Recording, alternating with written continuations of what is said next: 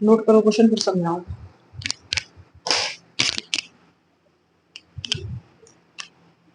ये अगर आपके हो चुके हैं तो कोई बात नहीं, दोबारा समझ लेंगे। अगर आपको समझ में नहीं आया या कुछ भी दिक्कत हो गई दोबारा समझ लेंगे।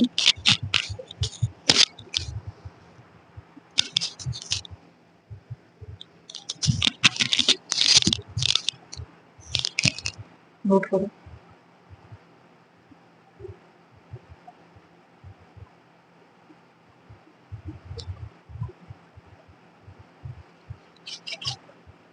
देखो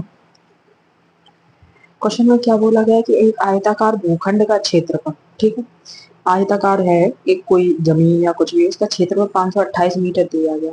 उसमें फिर बोला गया क्षेत्र की लंबाई चौड़ाई के 2 गुणों से एक अधिक है, ठीक है। जो लंबाई है वो चौड़ाई के 2 गुणों से एक अधिक है, ठीक है। तो मैंने आयताकार जो भूखंड है उसकी चौड़ाई मैंने एक्स मान ली, इतने किसी को कोई दिक्कत नहीं, ठीक है। जब मैंने इसको एक्स मान लिया तो हुआ क्या ऐसा कि जो लंबाई है वो उसकी जो चौड़ाई है उससे 2 अधिक है। ठीक है, इतनी बात तो है ना, क्वेश्चन में दिया गया, हम थोड़ी ना बोले। तो लंबाई चौड़ाई से कितनी है कि 2 अधिक है, 2 गुने से 1 अधिक है, सॉरी 2 गुने से 1 अधिक है, ठीक है। तो मैंने 2 गुना कर दिया एक्स का 2 गुना 2x प्लस 1 कर दिया, ठीक है। अब इसके बाद आयताकार का जो सूत्र रहता है लंबाई गुणा चौड़ाई होता है, ठीक है। तो ये अपनी लंबाई थी, एक्स लंबाई, ये चौड़ाई, ये हो गया 528 बराबर दिया गया था आयताकार 528 का।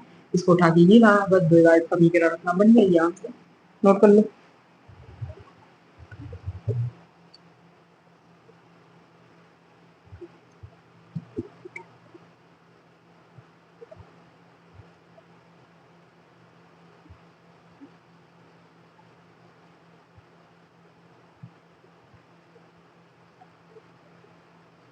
जल्दी जल्दी फुर्ती नोट करते चलो मेरे साथ।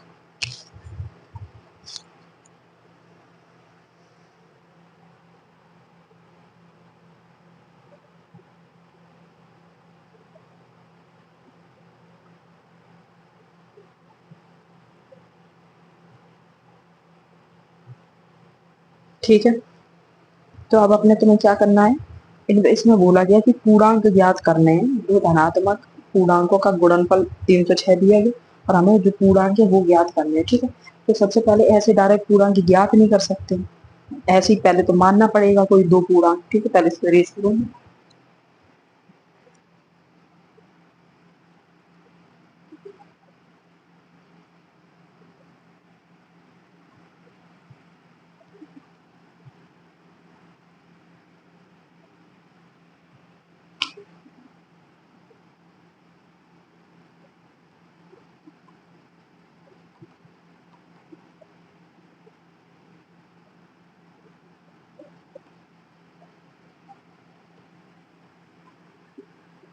ये अपने तुमने दो धनात्मक पूर्णांक मान ली कि मैंने मान लिया एक्स और कोई एक्स प्लस वन है, दो धनात्मक पूर्णांक है, ठीक है। तो अब पूर्णांक का जो योग है वो कितना दिया है, 306 दिया है। तो पूर्णांक है उन दोनों का योग कितना दिया गया, 306, ठीक है। मतलब योग क्या, गुणनखंड जो दिया गया वो 306 दिया गया है, ये तो भी। और एक्स का गुणा कर दो तो एक्स स्क्वायर प्लस एक्स बराबर 306, यहाँ से x square plus x minus 306, ये अपना आंसर। बस अब इसको आगे सॉल्व भी अपने तुम करेंगे। अभी आंसर नहीं आया, अभी द्विघात समीकरण का निपटारा, रुक जाओ एक सेकंड रुकना, क्या क्या आंसर है इतना पहले नोट करो।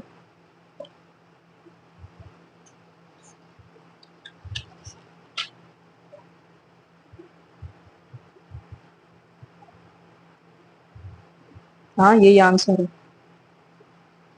बस। अगर सॉल्व करना है तो सॉल्व भी कर सकते हैं, एक्स की और एक्स प्लस वन की वैल्यू भी निकाल सकते हैं सॉल्व करने से, लेकिन इतना ही आंसर दिया गया तो उतना ही करेंगे अपने को। करो आगे, नोट करो जल्दी फुर्ती से, साथ साथ करते चलो फुर्ती से।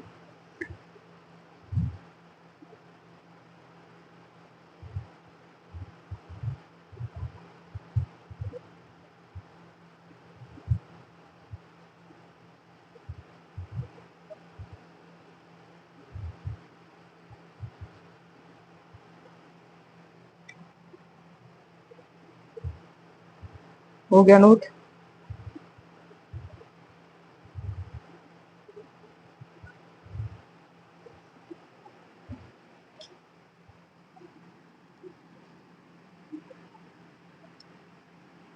सबसे पहले क्वेश्चन को समझा करो कि क्वेश्चन बोल क्या रहा है, ठीक है, उसके बाद जो सॉल्यूशन होगा वो अपने आप हो जाया करेगा। चलो एक क्वेश्चन पढ़ के देखें अगला, ठीक है। तो क्वेश्चन क्या कह रहा है, क्वेश्चन बोल रहा है कि रोहन की माँ उससे 26 वर्ष बड़ी है, ठीक है। तो मैंने मान लिया रोहन की जो वर्तमान आयु है वो क्या है, एक्स है, ठीक है, उससे 26 वर्ष बड़ी है। तो पहले माना माना रोहन की आयु बराबर एक्स, ठीक है।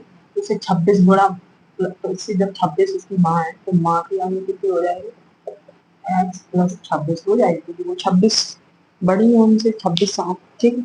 आगे देखो अब क्या बोल रहा है, आगे बोल रहा है 26 वर्ष उनकी आयु का गुणनफल अब से 3 वर्ष पश्चात, उनकी आयु का गुणनफल अब से 3 वर्ष पश्चात 360 हो जाएगा। हमें रोहन की वर्तमान आयु निकालनी है, ठीक है। तो क्या हो जाएगा 3 वर्ष पश्चात, देखो अभी क्या है 26 साल की, उसमें 3 ऐड करेंगे तो 29 साल का हो जाएगा, 29 साल की हो जाएंगी ना, बात समझ रहे हो, जैसे अभी 26 है, ठीक है। चलो 3 वर्ष पश्चात ये हो गया अपना, ये हो गई इसकी माँ की वर्तमान आयु, ये हो गई माँ की वर्तमान आयु, माँ की वर्तमान आयु, ठीक है। अब 3 वर्ष पश्चात,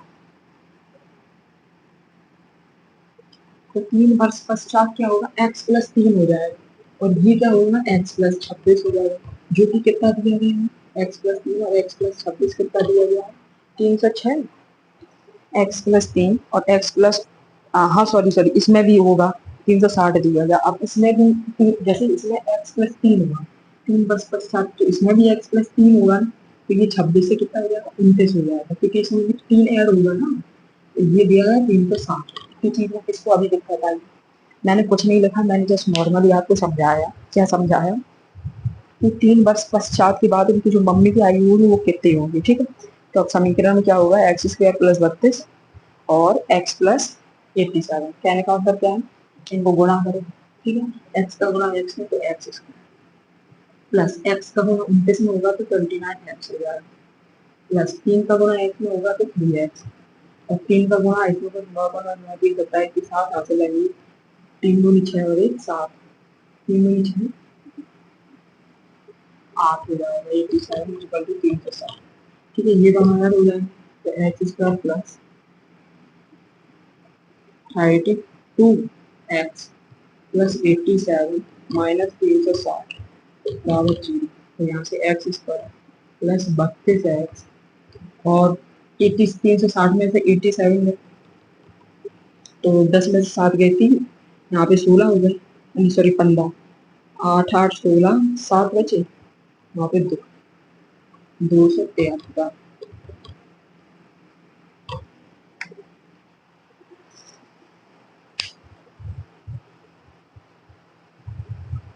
और ये माइनस का 273 होगा, मैंने प्लस का लगा दिया।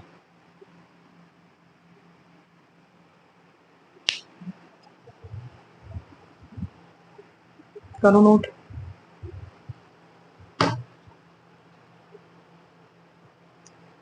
हमें रोहन की वर्तमान आयु ज्ञात करनी है, ठीक है, इसमें ये बोला गया है रोहन की वर्तमान आयु, नोट करते चलो साथ साथ में, तो बस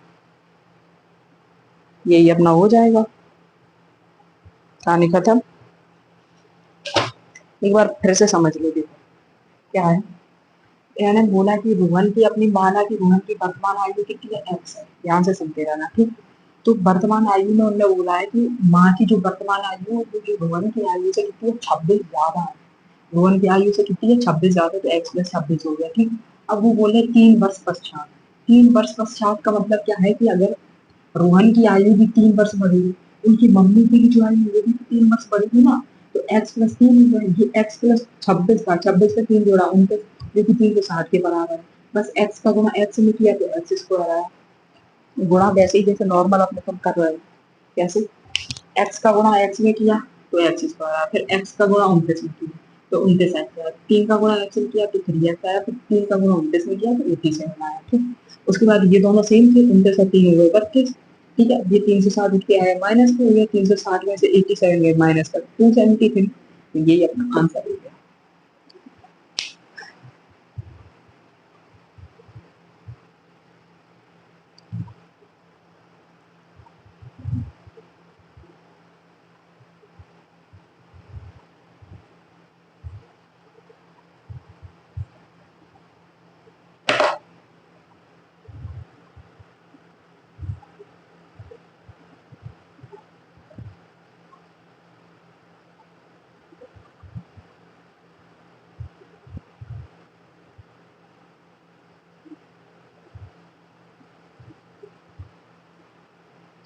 ठीक है, अगला देखो।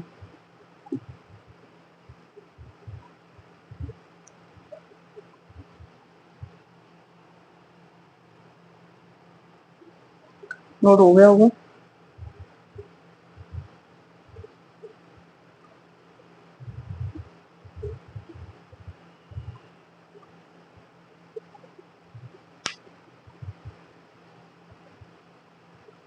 अब अगला क्वेश्चन पहले सुनो क्या बोल रहा है।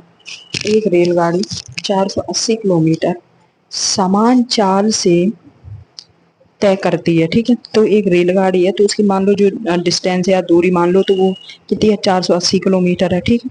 इतनी बात में किसी कोई दिक्कत नहीं। अब उसके बाद बोल रहा है, यदि इसकी चाल 8 किलोमीटर घंटा कम हो जाती है, क्या 8 किलोमीटर घंटा कम हो जाती है, ठीक है, तो उसी दूरी को तय करने में 3 घंटे अधिक लगते हैं।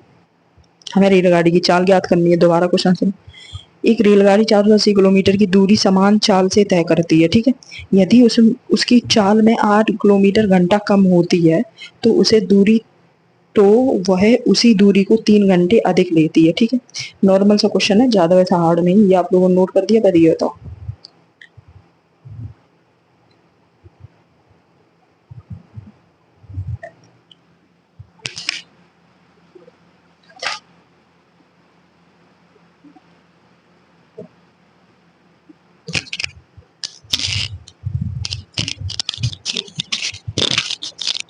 आ जाओ।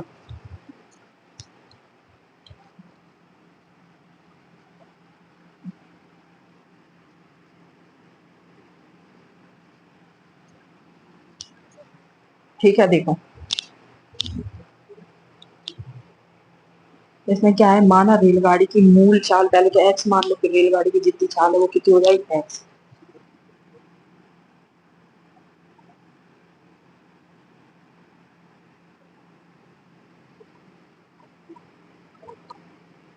ठीक है। उसके बाद क्या बोल रहा है कि जिसकी दूरी है, मतलब दूरी को अगर तुम डी से डिनोट करते हो, तो दूरी कितनी हो जाएगी, डी बराबर कितनी हो जाएगी, 480 हो जाएगी, ठीक। अब आगे देखो, आगे क्या बोल रहा है। तो समय क्या हो गया, जो दूरी, जो समय इसमें जो चाल है उसमें तय किया समय क्या होता है, जिसका फॉर्मूला होता है, तो भू बराबर क्या होता है, टी बराबर, वैसे तो टी बराबर डी बटे में, टी बराबर डी बटे में एस, टी बराबर डी बटे में एस।